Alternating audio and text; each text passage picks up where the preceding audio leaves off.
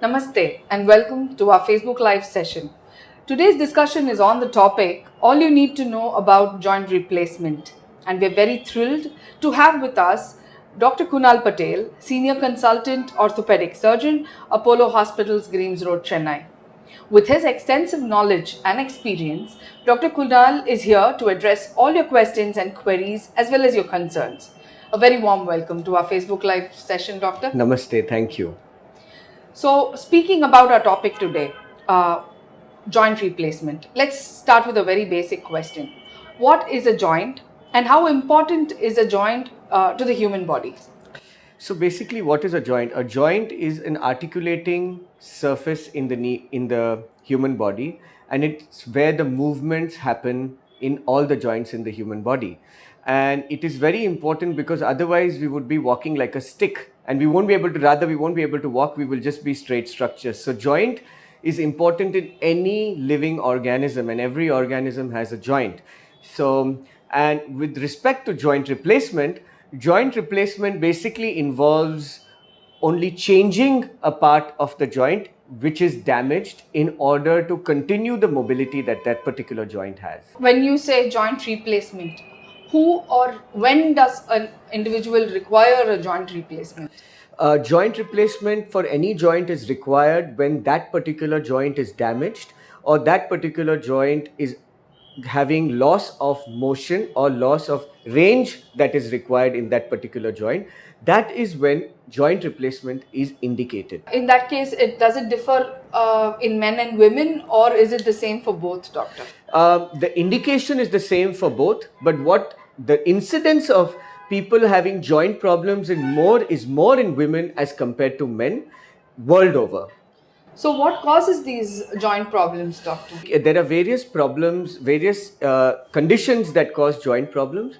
One of the conditions are inflammatory conditions like rheumatoid arthritis and multiple like hyperuricemia or gout. These are the main things that are inflammatory conditions. There are certain genetic factors which cause wear and tear of the joints, and this leads to arthritis of the joints finally and causing them damage. The third important thing that leads to destruction of the joint is sometimes a precursor may be injury to the joint which was unattended to or not taken care of, and due to which the joint has started becoming damaged and further gets more and more damaged because of not being treated at the right time, and hence that will eventually lead to destruction of the joint and finally require surgery. So, early intervention is the key. Absolutely, early intervention is always the best. What are the indicators or what are the symptoms that you can gauge that as a layman that these are the problems of a joint pain or a joint injury? So the first thing I would tell everybody is that whenever you're walking or whenever you're moving any part of your joint, if you have pain in that joint, number one, you have swelling in the joint, number two, you have restriction of movement in the joint, number three, or you have a deformity in the joint where the joint is looking different and the joint is starting to change its shape, and the last but not the least is when you see that you've got total inability to walk or you've got difficulty in doing the activity that the particular joint requires, you must get intervention or you must look for a doctor. Speaking of joint replacement surgery, doctor, when is a joint replacement surgery recommended for a patient? Joint replacement surgery is recommended for a patient when first thing is when the cartilage is entirely damaged and when the pain is so much that they are having problems in their day-to-day activity and inability to do what they like to do during their day-to-day work. So from patient as well as the clinical perspective, this is the main reason when you need to do a joint replacement surgery. And then when you look at the x-ray, it correlates with the findings of what the patient says as well as what the x-ray says as well as what the MRI reports say, and then that is when we require to do a joint replacement surgery. So, are there any types of joint replacement surgery firstly? And if they are, can you explain the overall process of joint replacement surgery in simple terms for our viewers? So there are various types of joint replacement. Today with advancement in technology, the different types of joint replacement robotic joint replacement and conventional. Both have joint replacements where you do a partial joint replacement or a total joint replacement. Joint replacement basically happens in two joints. Most commonly occurring joints are the knee joint as well as the hip joint, following which you have the shoulder joint and the elbow joint and then the ankle joint. So this is how the incidence of joint replacement occurs. And for all these, there are different joint replacements that can be done. But I would give you a broad classification between the difference between a robotic as well as the conventional joint replacement.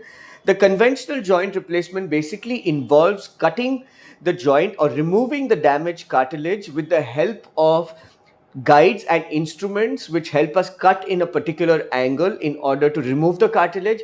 Whereas in the robotic joint replacement, we do a CT scan, and we analyze the deformity and analyze the extent of cartilage damage pre-operatively on the computer and decide exactly how much cut we need to take.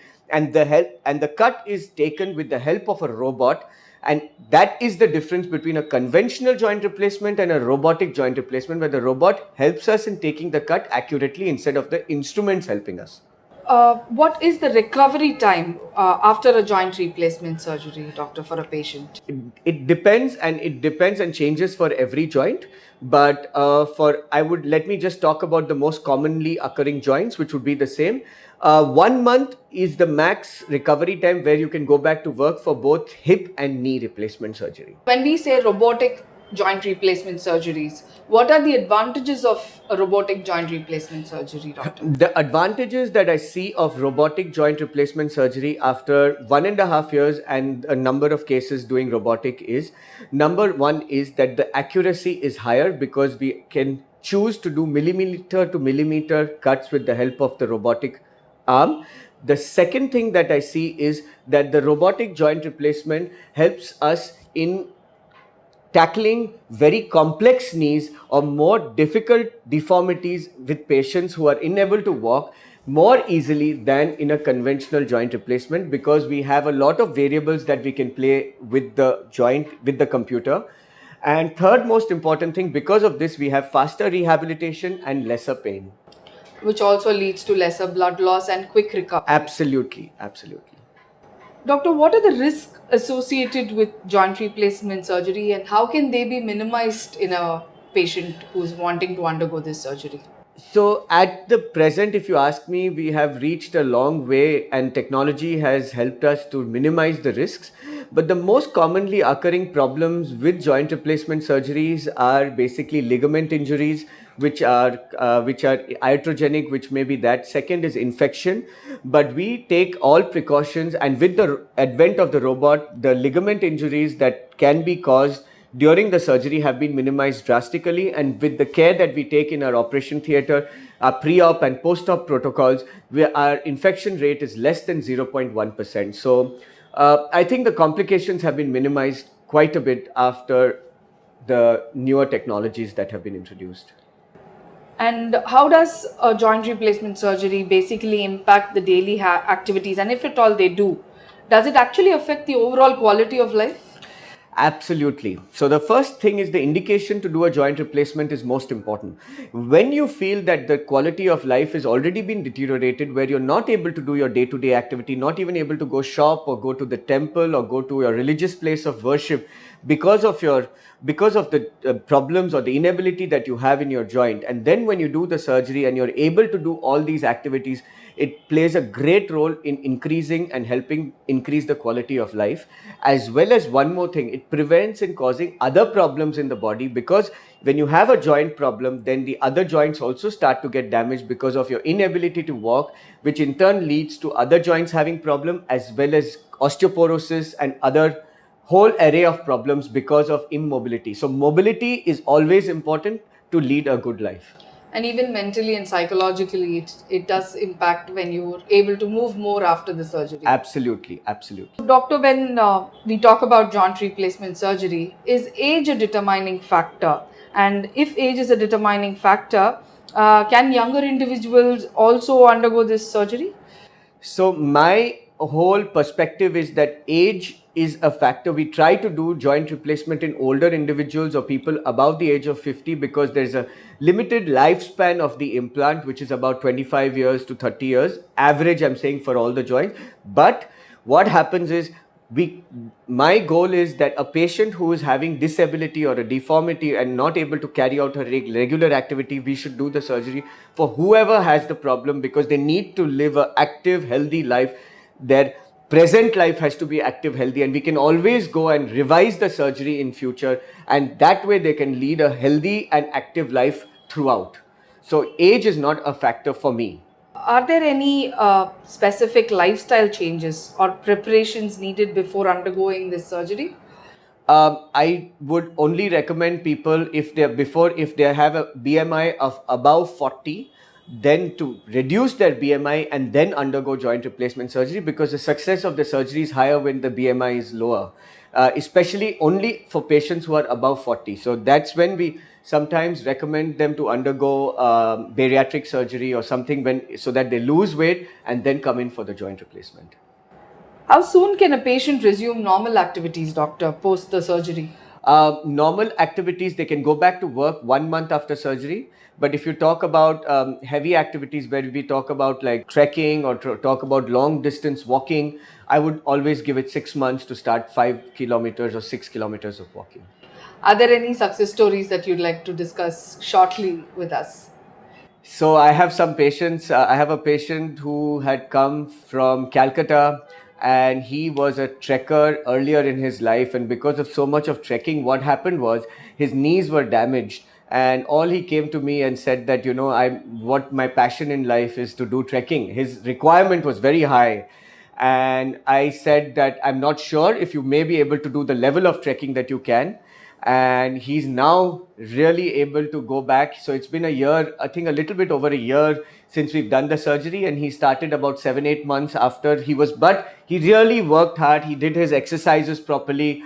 He made sure that his muscles were strong and religiously worked towards getting himself back into trekking. And yes, he is back into trekking. He does about 10 to 15 kilometers of trekking.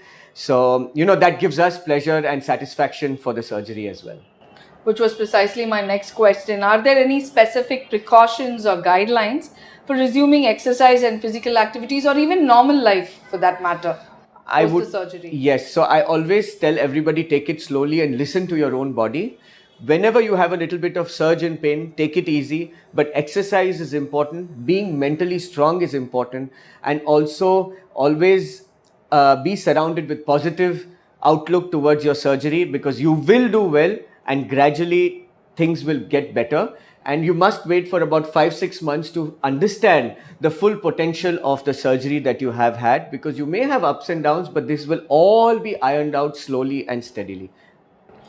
Doctor, you had mentioned that 25 to 30 years is the lifespan of the artificial joint. Yes. Are there any factors affecting the lifespan? Yes, sometimes what happens is very high impact, especially for total knee replacement, very high impact activity. When you start, some people start playing tennis, or some people start doing very high impact activity, like maybe playing football or something. Those things reduce the lifespan. Another thing that reduces the lifespan is maybe a fracture or an infection, but otherwise, with the advent of newer implants and the technology, usually the average lifespan is about 25. It's much higher in the hip as compared to the knee. We'll take some questions from our viewers.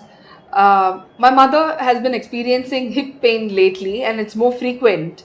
What advice would you give to help her alleviate the pain and discomfort? So first thing is, we need to analyze what why she is having the hip pain. If she's having a hip pain which is related to arthritis, we need to do an X-ray and review her. And if she's having a pain due to arthritis of the hip joint, then we need to look at further management surgically. But if the pain is just which is just acute pain which has happened because of some activity that she's overdoing, then some exercises and physiotherapy and some medications, she will do much better. My father has been suggested a minimally invasive joint replacement surgery for his knee. Can you explain the benefits and considerations of this approach? So, minimally invasive joint replacement, the benefit is faster rehabilitation because we use mainly what that means is that the incision is a little smaller, and the approach that we use, we spare the muscles, we don't cut the muscles. And when we spare the muscle strength remains intact, and you're able to get back into your routine activity much faster as compared to the regular conventional approaches. And that's what we do, and that's why you and I would definitely recommend going in for a minimally invasive approach, definitely. Hello, doctor. I'm a gym trainer and my job involves heavy weightlifting. How soon after my shoulder replacement surgery can I return back to physically demanding work? Um, Shoulder replacement surgery is one surgery which I would suggest not to go back to physically demanding work, because shoulder replacement requires us to make sure that we cannot. The shoulder replacement requires us to be a little bit careful, because the joint is a smaller joint as compared to the hip and knee joint. But you can go and do all the activity except heavy weightlifting. I understand. I have constant pain in my knee, but I'm unsure if I actually need a joint replacement. How can diagnostic tests help determine the necessity of a surgery? So what I would suggest is, first we need to do an X-ray to understand how bad your knee is. Second thing is clinical examination. I need to see what deformity you have.